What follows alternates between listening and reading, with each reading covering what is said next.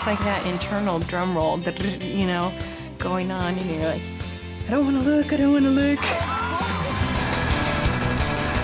So guys, Paul, Michael, Eduardo, and Paige, we're in Redondo Beach, California, about to meet the Rapati-Pearce family. It's Tim, Christina, baby Jordan, and Tim's mom, Jean. So Tim and Christina are both officers in the Los Angeles Police Department. They love serving the community and are completely dedicated to their job. Take a look at this tape and you'll see what I mean.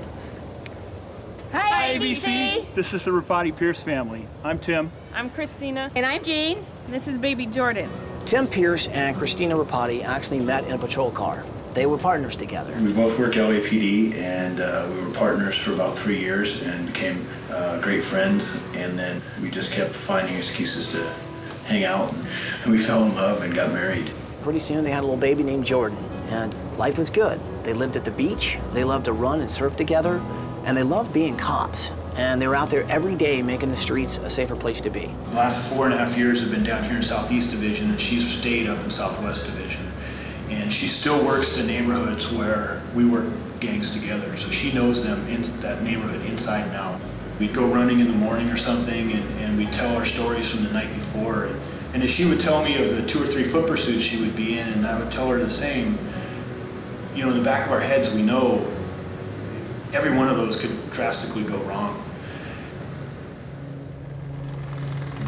309 is a report of a 211 in progress at the gas station northeast corner, MLK and Dinker. Then last June, everything changed. Christina and her partner were responding to an armed robbery call when they noticed a guy acting kind of suspicious. Well, and as we got close to him, all of a sudden he starts out in front of our car. And I actually had to slam on my brakes to avoid hitting him. Christina jumps out the car and he takes off running. Ran to the front yard and then up to a porch. And I see her reach up, she grabs him, and I heard the first shot that sounded like a firecracker. I see Christina just collapse. I fired six rounds, the suspect went down. I seen the gun fall to the ground, and then I hear Christina yelling out for me. I said, I'm here, I got you. At the same time, I'm trying to broadcast for help. 351, 236, shots fired off and down. Layton and LaSalle, give me a heart rate now. Layton and LaSalle, and it's officer help, needs help. Shots fired, officer down, Layton and LaSalle. And as I'm pulling off her belt, I look up and I could just see a little blood coming up here, like it was slowly creeping up. And I'm like, I reach over and I grab it. Every time her heart beat, I could feel the pulse of the blood trying to come out of the injury. It was an artery was hit. We're still waiting for an RA unit, and we need them here right now, please. Roger. And then all of a sudden, her eyes just snapped forward and looked straight up at the ceiling. And you could see the pupil slowly expanding. And within like 10 seconds, there was no blue. It was just black. I thought she was gone. I thought we lost her. So her husband, Tim, was actually on patrol when the officer down call came over the radio. He raced to the scene and found his wife lying in a pool of her own blood. I went around to the side of the porch, jumped over the little wall, and got down next to her. I turned, and as I turned, I slipped in the blood. And what it was a path of blood about a couple inches wide coming out from under her back. And I looked at her, and she was sheet white, and she was staring straight up, and I thought, man, there's no way she can survive losing that much blood.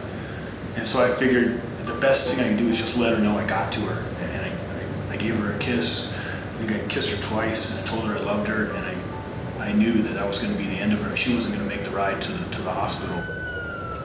But Christina's a fighter, and that's what she did. And somehow she managed to actually pull through. She fought for her life, but it came at a pretty heavy price. The next thing I knew, I woke up. I just remember the tubes in my mouth and stuff, and Tim kept telling me, you're paralyzed, and I kept asking him, I can't feel my legs, what's wrong? He kept saying, you're paralyzed. But it's hard, you know, I can't, it's just hard. It is, so I can't say it's not. So Christina is learning to live her life as a paraplegic, but life is a lot different now. But I think the hardest part is she can't care for her daughter the way she used to. You can't really play with her in the same capacity now. Because she just runs around. I can't chase, you know. I mean, the house is so like an obstacle course. And that's probably the hardest part. I haven't really figured out how to be her mom from a chair right now.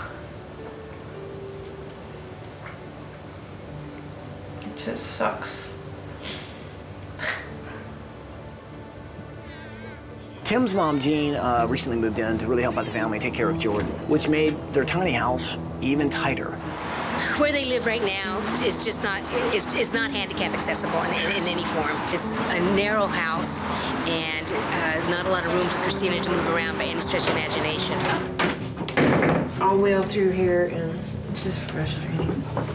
She gave her legs up for the safety of the city of Los Angeles, is the bottom line.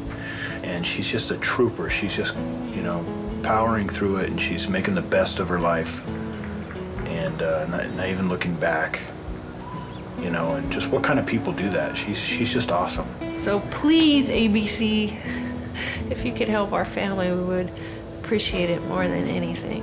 And, you know, words can't really say what something like that could do for us.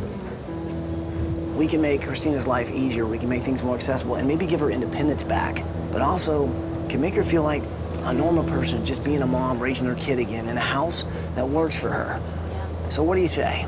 Can we do this? Yeah. Yes. Well, bring it in, people. Let's make it happen. Are you with me? Yes. Yeah. Well, then let's do this!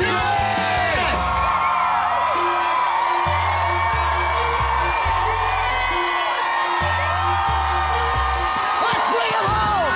We finished the house! Let's bring him home! Who's with me? Let's bring him home, people!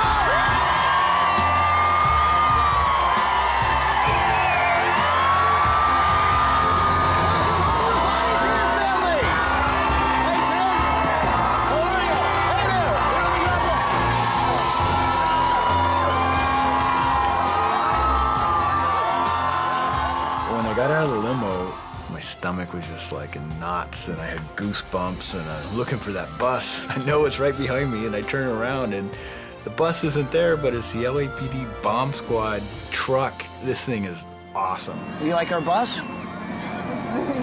Good job. All of the LAPD, they've been out here all week helping us out.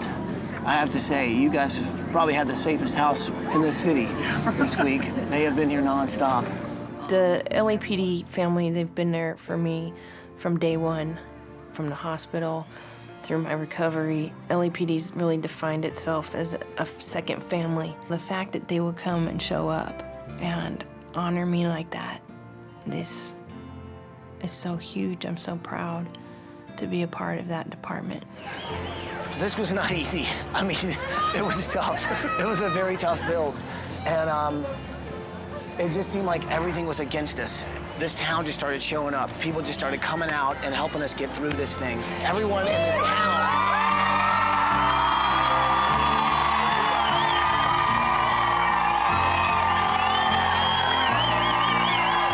Realizing that we pulled it off, as hard as it was, that we did it.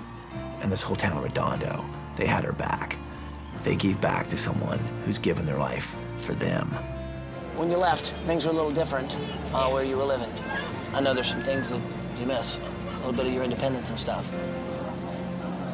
I'll tell you what, I think this thing behind this bus is gonna give you back some of that. I rode around with Joe. I got to see what it was like to be kind of a cop for a night. I don't know how you guys do what you do. It takes a special breed. And all this, everyone here, and what's behind this bus, it's this community giving back to you. What do you say? You want to see what's behind this bus? Yeah.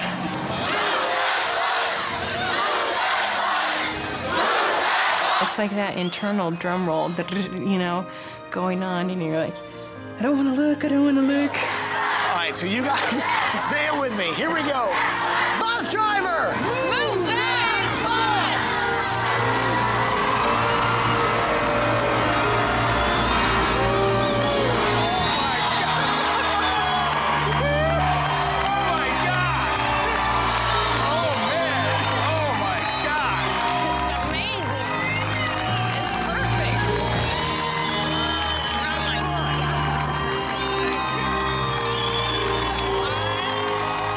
I was just thrilled to death that that was gonna be our new house.